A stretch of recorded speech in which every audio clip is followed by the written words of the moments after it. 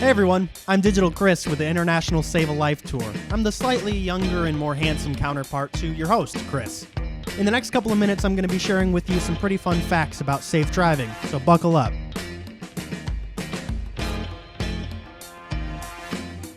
By now, everyone is super aware of the issue that is distracted driving. We live in the age of information, where you can get the answer to any question off of Google from just one click away. Sorry, who are you? Oh, I'm host Chris. See, I've got the suit. Right. My point is, we all are aware of the issue, and yet it's still happening at an alarming rate. In fact, CBS ran a poll that stated 98% of motorists acknowledged the dangers of texting and driving, yet 60% admitted to doing it anyways, which is like over half.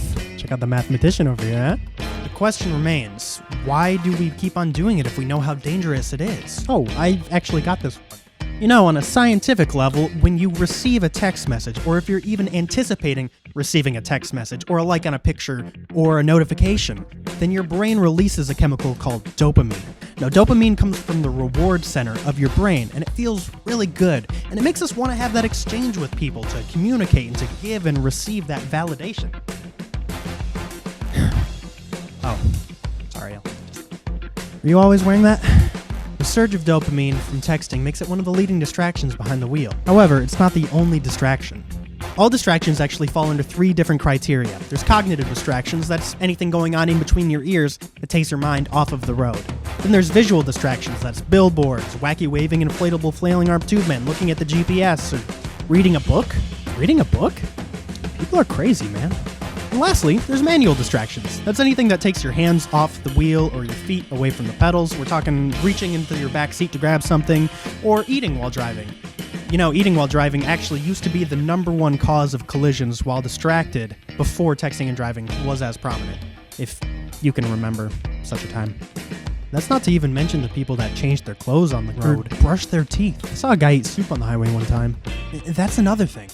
Now, people don't really think about this, but whatever you're holding at the time of a distracted driving collision, I mean, the airbag deploys at about 200 miles per hour, so that mascara that you're applying isn't going to go in your face, it's going to go, like, in your face. Ugh. So, where does this come from? Do we learn to do this? Why can't we just be patient and wait until it's safe to text back? Am I the only one that doesn't get texts, like, ever? Well, maybe, but glad you brought it up. Thanks, I wrote the script. That's actually something that's been brought up quite a lot at the different schools that we travel to. Ford Motor Company had a survey in which stated that 80% of teens have seen their parents engage in risky actions while they're driving. From what I can tell, that's pretty much the story no matter where you go. The blame doesn't lie solely on the parents, but teens that have seen their guardians text and drive are statistically 2 to 4 times more likely to follow suit. And that is exactly what makes texting and driving so dangerous. You remember those 3 types of distractions, the visual, the cognitive, and the manual? Well, texting while driving engages parts of all 3 at the same time, which is why it's one of the most dangerous things you can do behind the wheel. That and probably eating soup. Please don't eat soup. Some pretty good advice. Well, I think it's about time to get back on with the show. Thanks so much for joining us, and good luck with the trivia out there. I'm gonna go back in the computer. Oh, after you.